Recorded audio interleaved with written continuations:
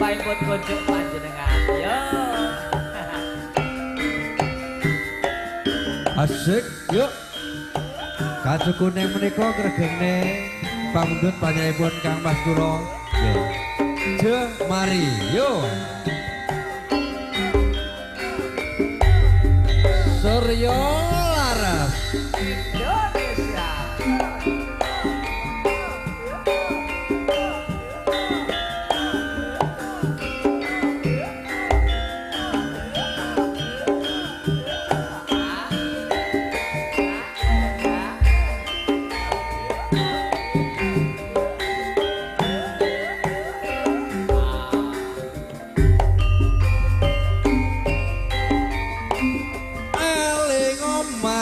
Janjimu wong ayu nyedrani saiki jor lali rusake awakku iki amarga mikir wong sing tak tresnani rasane lara dadaku wong ayu kowe lunga ora pamit aku saiki ado dunungmu mong kacukune padha katresnanku kacukune dadi bebeleng nalika biar kowe isih nyanding rono mrene isih tak gowo rapi pisan nadyan mung sedilo age-age ndang baliyo wong ayu salah kangen katamu sliramu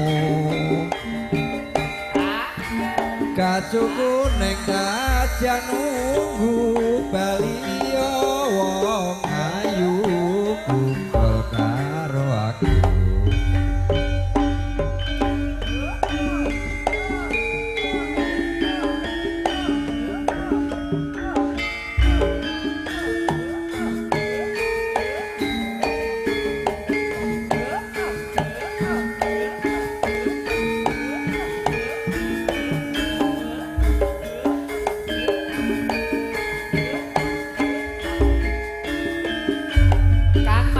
Nggih Mas Eko. Ya kok garwane wong liya lho. Iya Mas Eko. Pancen lek garwane wong liya iki jan nyuamleng Mas Eko.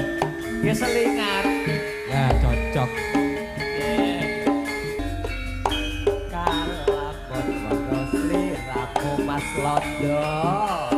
Date iki akane daraku semangga. Rasa tresno sing kaendeng sarwa mikir atiran bisa jejeg kaya ora bisa onjati saben wanci tansah anggodo ati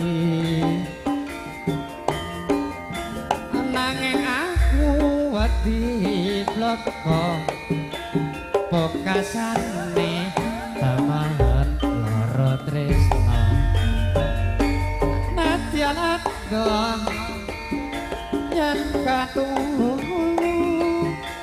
nanging jagut sajroning atiku ketku nandang tresno iki wis sinodrat sakermi lampahi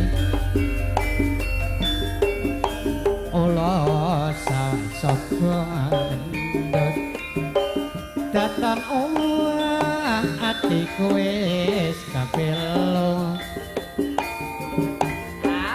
sae bunga rasaku lamun bisa cacaketan selera